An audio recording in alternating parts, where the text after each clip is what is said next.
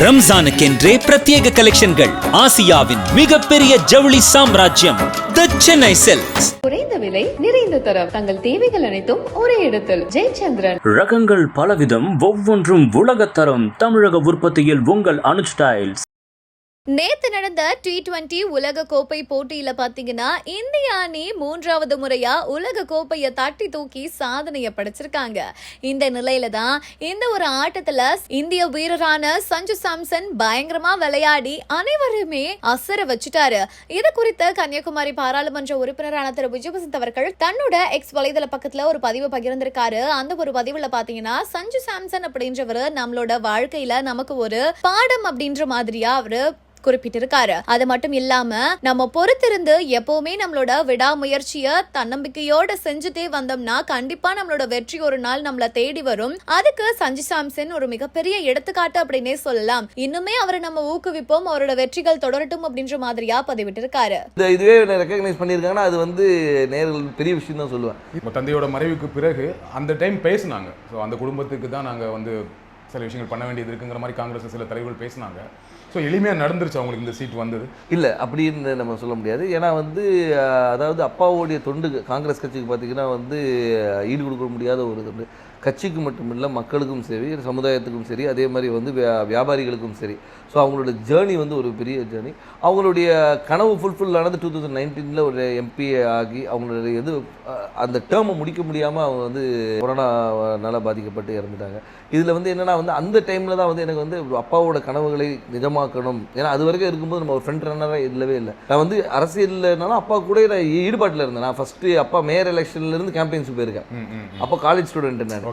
So அந்த மாதிரி நம்ம பிஹைண்ட் இதில் அப்பா இப்படி பண்ணலாம்பா அப்படி பண்ணலாம்னு கன்னியாகுமரி வரும்போது நாங்கள் ரொம்ப இன்வால்வாக இருந்தோம். ஃபார் எக்ஸாம்பிள் பார்த்தீங்கன்னா வந்து நோவல் டாட்டா அவர்களை பார்த்து வந்து டிசிஎஸ் கொண்டு வரணும்னு கேட்டோம். அதே மாதிரி ஒரு ஜப்பான் நிறுவனத்தோட வந்து கடல் சீற்றத்தை எப்படி பண்ணலாம்னு பேசினோம். அப்பா வந்து முயற்சி எடுத்து ஏர்போர்ட்டே வர ஃபீஸிபிலிட்டி இல்லைன்னு சொல்லும்போது ஒரு எக்ஸ்பர்ட்ஸை கூட்டு வந்து அவங்கள டெல்லி கூட்டு போய் வாங்கி எஸ் இஸ் ஃபீஸிபிள்னு சொல்லி ஃபஸ்ட் ஃபேஸ் பண்ணி செகண்ட் ஃபேஸும் ஓகே.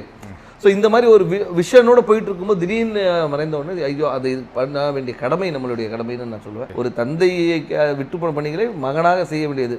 அது குடும்ப ரீதியாகவும் சரி, வசந்தன் கோவாக இருந்தாலும் சரி, சமூக பணியாக இருந்தாலும் சரி, வந்து இது எனக்கு செய்ய வேண்டிய கடமைன்றது எடுத்து உங்களுக்கு அந்த கடமையாக அதை நம்ம பண்ணணுங்கிற ஒரு ஆசையும் கடமையும் இருக்குது. பட் கட்சிக்குள்ளே அதை முழுமையாக ஒத்துக்கிட்டாங்களா? கட்சிக்குள்ளே வந்து முழுமையாக ஒத்துக்கிட்டாங்கன்னா நான் வந்து மறைந்த பின்பு நான் உள்ளே வரல. அதுக்கு முன்னாடி பார்த்து ஏஐசிசி மெம்பராக இருந்திருக்கேன், ஆர்ப்பாட்டங்கள் கலந்துருக்கிறேன், நிகழ்ச்சிகளில் கலந்துருக்கேன். ஏன்னா அப்பா ஃப்ரண்ட் ஹேண்ட் இருந்தாலும் நம்ம தெரியல.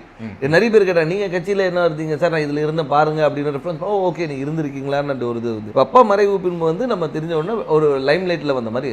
நடுவில் கார்த்தி சிதம்பரம் அவர்கள் கன்னியாகுமரி தொகுதிக்கு வந்து பிரியங்கா காந்திக்கு விருப்ப மனு கொடுத்தாரு இல்லையா?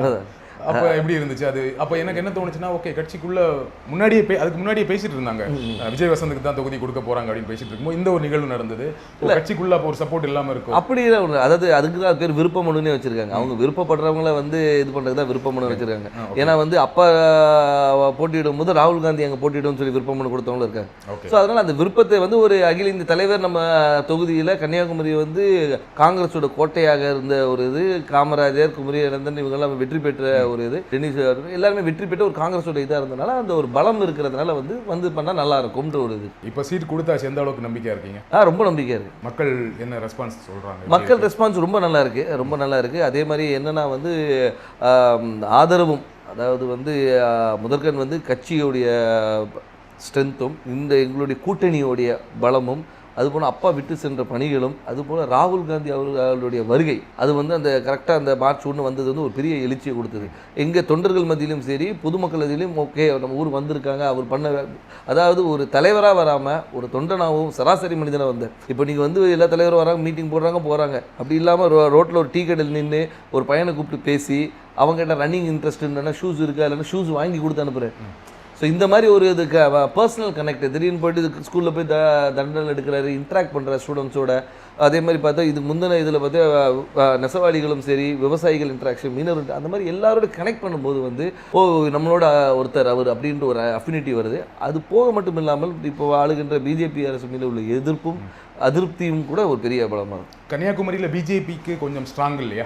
பொன்னார் அவர்கள் ரொம்ப ஸ்ட்ராங்கான கேண்டிடேட் தான் இல்லையா? அதை மறக்க முடியாது. கண்டிப்பாக அதை நம்ம மறுக்க முடியாது. நம்ம வந்து அதாவது பிஜேபி தரப்பில் திரு பொன் ராதாகிருஷ்ணன் அவர்கள் வந்து ஒரு 2 முறை எம்பியாக இருந்தவர் தான், ஒரு பெரிய வேட்பாளர். ஆனாலும் எங்களுடைய கூட்டணி, அதாவது எங்கள் திமுக சார்ந்த கூட்டணி வந்து மிக பலமான கூட்டணி சொல்லலாம். அது வந்து திமுக மட்டும் இல்லாமல் எங்களை சார்ந்து இருந்த மதிமுக, அதுக்கப்புறம் விடுதலை சிறுத்தைகள், அதுக்கப்புறம் முஸ்லீம் லீக், அதுக்கப்புறம் மனிதநேய மக்கள் கட்சி, இது எல்லாமே பார்த்திங்கன்னா வந்து எங்களுடைய ஒவ்வொரு பேஸையும் கவர் பண்ணுது.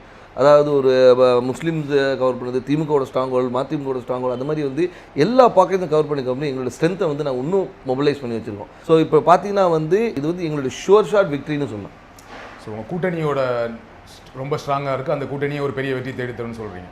கண்டிப்பாக. திரு வசந்தகுமார் அவர்களுக்கு கன்னியாகுமரி தொகுதி மக்கள் வாக்களித்தாங்க. ஏன் விஜய் வசந்த் அவர்களுக்கு வாக்களிக்கணும்? ஏன் உங்களுக்கு வாக்களிக்கணும்? அதான் வசந்தகுமார் அவர்களுக்கு வாக்களித்தனால விஜய் வசந்துக்கு வாக்களிக்கணும்னு நான் சொல்ல வரல. ஆனால் ஒரு காங்கிரஸ் வேட்பாளராகவும் அதே மட்டுமல்ல வசந்தகுமார் அவர்கள் வந்து இந்த மக்களுக்கும் கன்னியாகுமரி மக்களுக்கும் பல துண்டுகளை செஞ்சுருக்காங்க. அது விட்டு போன பணிகளை வந்து அவர் மகன் செய்வார் என்ற ஒரு நம்பிக்கை அவங்களுக்கு இருக்குது. அது மட்டும் இல்லாமல் வந்து நான் வந்து ஒரு வாரிசாக வந்து நேராக போயிட்டு வந்து நான் நேராக டெல்லியில் இங்கேயும் போய் வரல. அடுத்த நாளே மக்களை சந்தித்தேன், மக்களோட இருந்தேன், எல்லா நிகழ்ச்சிகளை கலந்து கொண்டு எல்லாரோட நிறை குறைகளை கேட்டுட்ருக்கோம், மக்களாக இருந்தோம். அது ஏன்னா எடுத்தவொன்னே அக்செப்ட் பண்ணிக்க மாட்டாங்க. கேட்குற கேள்விக்கு தான் சொல்கிறேன், அதை அக்செப்ட் பண்ண வைக்கிறதுக்கு நான் ஒர்க் பண்ணேன். ஸோ அதனால் வந்து அப்பாவுடைய இடத்தை வந்து மகன் வந்து நிரப்பார் என்ற நம்பிக்கையை அவங்களுக்கு கொடுத்தேன். அந்த நம்பிக்கையை வந்து எல்லார் மேலேயும் பெருசாகவே இருக்குது. அதனால் வெற்றி வாய்ப்பு ரொம்ப நல்லா இருக்குது. குமரி மாவட்டத்தில் வரீங்க, ரொம்ப படித்த மாவட்டம், ஆனால் அங்கே நிறைய பிரச்சனைகளும் இருக்குது. அதை கரெக்டாக ஐடென்டிஃபை பண்ணியிருக்கீங்களா? என்னென்ன திட்டங்கள் வச்சுருக்கீங்க? கண்டிப்பாக. அதாவது வந்து நீங்கள் கன்னியாகுமரியை பொறுத்த வரைக்கும் பார்த்தீங்கன்னா வந்து இந்த மிக்ஸ் ஆஃப் ஆல்னு சொல்லலாம். அதாவது கடல் இருக்குது, மலை இருக்குது, எல்லாமே இருக்குது. அதனால் வந்து மக்களுடைய தேவைகளும் அவங்களுடைய இதுவும் நிறைய வேறுபாடுகள் இருக்குது. ஒரு பாக்கெட்டையும் நாங்கள் அனலைஸ் பண்ணி வச்சுருக்கோம். அதாவது இந்த மக்களுக்கு இது தேவை, இவங்களுக்கு இது தேவையில்லைன்ற அளவுக்கு அனலைஸ் பண்ணி வச்சுருக்கோம். மக்களுக்கு விரோதமான எந்த ஒரு சட்டத்தையும் கொண்டு வரக்கூடாது என்ற ஒரு முடிவும், மக்களுக்கு எப்போவுமே நன்மை கொடுக்கணுன்ற ஒரு சட்டத்தை கொண்டு வரணும். அவங்க மக்களுடைய வாழ்வாதாரத்தை உயர்த்துகிற அளவுக்கு என்ன செய்யணுமோ அந்த திட்டங்களை கொண்டு வந்து. எனக்கு தெரிஞ்ச வரைக்கும் குமரி மாவட்டத்தில் வாழ்வாதாரம் ஓரளவுக்கு நல்ல வாழ்வாதாரம் இருக்கும். எல்லாமே படித்தவங்களாக இருப்பாங்க, வேலையில் இருப்பாங்க. ஆனால் என்னென்னா அங்கே என்ன வேலை கிடைக்குன்னா, ஒன்று படித்து முடித்தா டீச்சர், பெண்களாக இருந்தால் நர்ஸு, அப்படி இல்லைன்னா இப்போ ஒரு சமீப 10 வருடங்களாக சாஃப்ட்வேர் இன்ஜினியர் நிறைய பேர் வந்து சென்னையில் வேலை பார்க்குறாங்க, ஃபாரின் போவாங்க, கப்பல் போவாங்க, இந்த மாதிரி வேலை செய்வாங்களே தவிர மாவட்டத்துக்குள்ளே வேறு என்ன வேலை வாய்ப்புனா எதுவுமே பெருசாக கிடையாது. ஃபேக்ட்ரிஸ் கிடையாது, சாஃப்ட்வேர் கம்பெனிஸ் கிடையாது. அப்போ அதற்கான திட்டங்கள் என்ன?